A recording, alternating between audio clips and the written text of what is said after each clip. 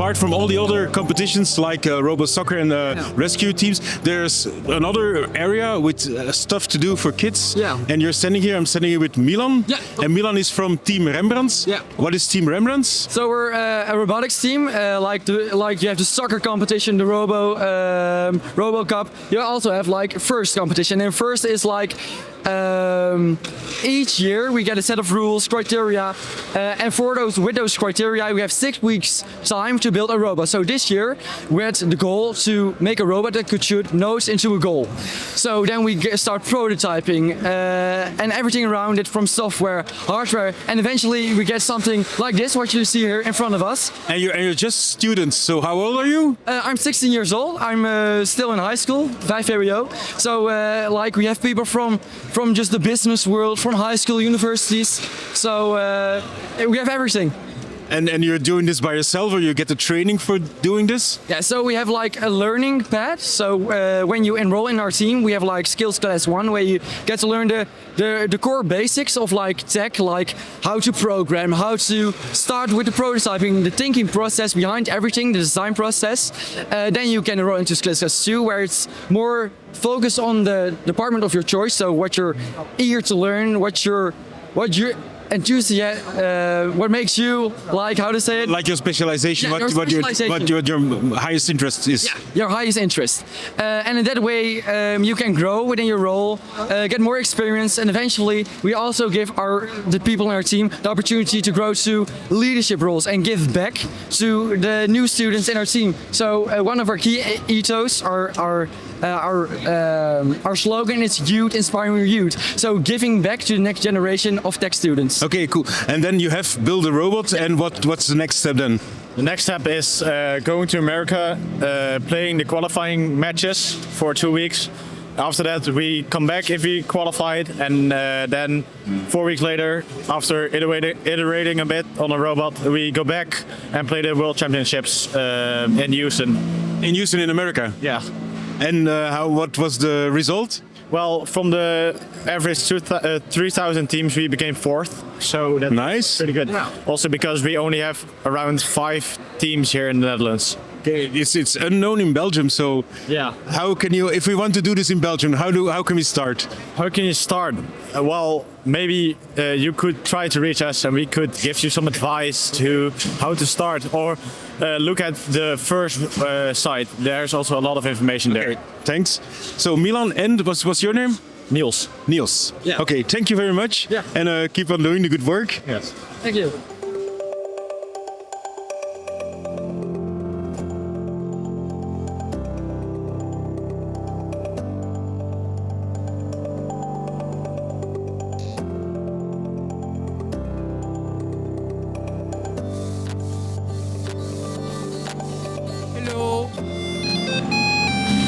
I'm standing here with Wouter Klop, and Wouter, he invented something which gives a lot of joy to children and to other people.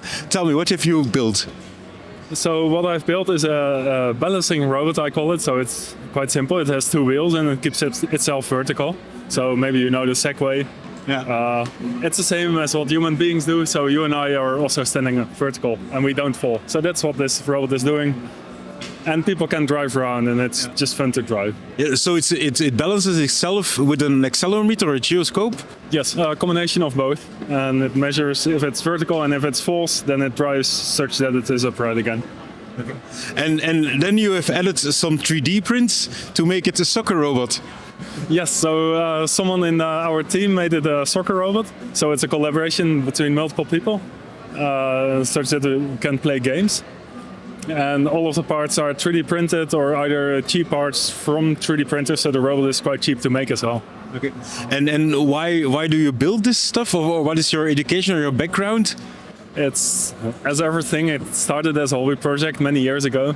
I studied mechanical engineering. I like also the other aspects, so electronics, mechatronics, software, embedded software. It's a hobby project, and then by going to fairs and events, you interact with people, you see what people like, you collaborate, and now this happens. And I like the interaction with other people. The interaction, and then you put a ribbon around the robot as well. Why did you do that? This is heritage. So last month I was in Germany on a maker exchange. So I spent a week in Germany making things, and I went to all the other makers on the fair, and everyone added a little bit to the robot. So this is history here. It's a collaborative robot. Exactly. So and I saw children play with it and also interacting with it. Yes, that's one of the parts that I like. So some people are scared of the robot, and some people start petting it and talking to it. So I think it's very interesting how people feel emotions, for example, for a very simple piece of technology. So because it behaves a bit like a human and it behaves a bit slow and gentle, people have emotions for it. I think that's a very interesting area to explore. Yes, I agree. I completely agree with that, because it's just some wires and some LEDs, but then it kind of lives like it's something touchable or something. Yes, exactly. And that's why I also like, so besides the collaboration, that's why I like to go to events, because I learn how other people interact with a piece of technology. And I think that's cool. So not just making something on your own, but...